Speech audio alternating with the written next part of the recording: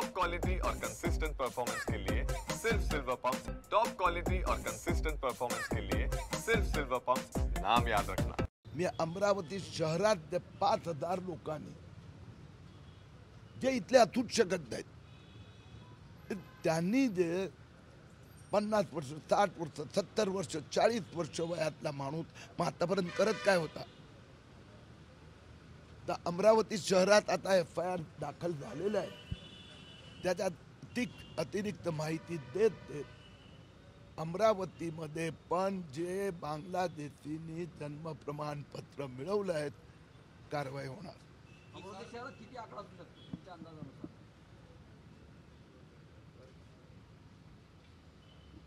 हे जे 5000 लोक जे आहेत, पहिला माझा मुद्दा असा आहे, तर आतापर्यंत कुठे होतात तुम्ही?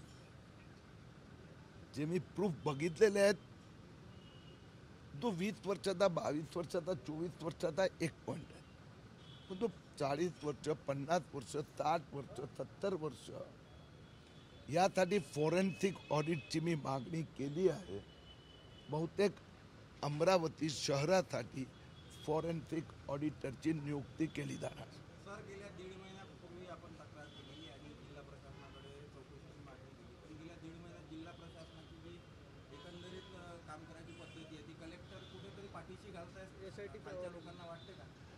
वास्तविकरित्या हा विषय इतका किचकट आहे, म्हणजे सगळ्यांना समजायलाही वेळ लागतो, पण मी एक निश्चित सांगणार की 1.5 महिन्यात माझा मोहिमेला मुख्यमंत्री देवेंद्र फडणवीसने पण पाठिंबा दिला। 7 FIR झाल्या आतापर्यंत, मालेगावला पण झालं, मूर्तिजापूरला झाला, अकोल्याला झाला, तर याचा अर्थ उशीर झाला ही गोष्ट खरी आहे। 1.5 महिन्यानंतर अमरावती शहरात होते, आता अंजनगावला पण झाली FIR, एकदा FIR झाली की मग पोलिसांचं काम असते म्हणून। आणि दुसरी गोष्ट मला अपेक्षा आहे की पुढच्या काही दिवसात महाराष्ट्र सरकार निर्णय घेणार की ज्यांनी अर्ज केले आहेत, ज्यांना जन्म प्रमाण दिले आहेत, या सगळ्यांचा रिव्ह्यू केले जाईल। सर, आपण एक 26 लोकांच्या संदर्भातले पुरावे दिले आहेत, 8 लोकांवर FIR दाखल झालेला आहे। तुम्ही सातत्यानं म्हणताय की बांगलादेश आणि रोहिंग्या संदर्भात ही जन्म प्रमाणपत्र आहेत, मात्र पोलीस किंवा इतर यंत्रणांच्या माध्यमातून जी माहिती मिळते आहे ती बांगलादेशी रोहिंग्या नसल्याचं सांगतात, जन्म दाखले किंवा इतर दस्तावेज बनावट असल्याचं सांगतात, मात्र ती स्थानिकच असल्याचं बोलतात। आता पॉलिटिशियन म्हणतो, जे वोट जिहादमध्ये मानतात ना, हे काँग्रेसवाले उद्धव ठाकरे सेनेचे नेते म्हणतात। आपला पोरगा असेल त्याला छोटा, त्यालाही विचारलं की भाऊ म्हणजे तू इथला नाहीये ना, तू म्हणजे तू नाही, तो माणूस इथला नाही ना, इथलं जन्म प्रमाणपत्र नाही, आणि तुला जन्म प्रमाण मिळवण्यासाठी पत्र मिळवण्यासाठी कोणताही तुझ्याकडे डॉक्युमेंट नाही, तू फोर्जरी चीटिंग करतो, याचा अर्थ काय झाला? मग तू बांगलादेशी नाही, तो रोहिंग्या आहे, पाकिस्तानी आहे, तो नंतरचा मुद्दा येतो।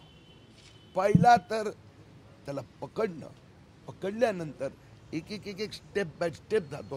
म्हणजे माझा पहिला मुद्दा तर खरा ठरला, फर्जी आपल्यापैकी एकाने फर्जी नाही दिला, तरी आपण इथले आहोत, इथल्या त्यांना फर्जी द्यायची गरज काय आहे? म्हणून ते जे काँग्रेसवाले खासदार बोलतात तर मला हसायला येते, बोलू द्या। याच्यामध्ये 2 FIR झाल्या, एक नायब तहसीलदारांकडनं झाली आहे आणि एक पोलिसांकडनं झाली आहे, दोघांच्याही FIR मध्ये असं कोणताही उल्लेख नाही आहे। भाऊ, मुद्दा मी मांडला आहे, FIR तर त्यांनी माझा पॉईंटवर केला आहे आणि मी खूप स्पष्ट उत्तर दिलं।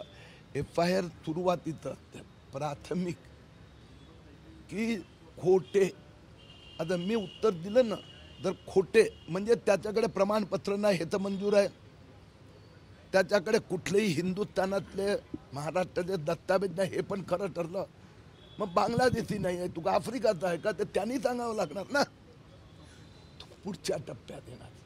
ओके,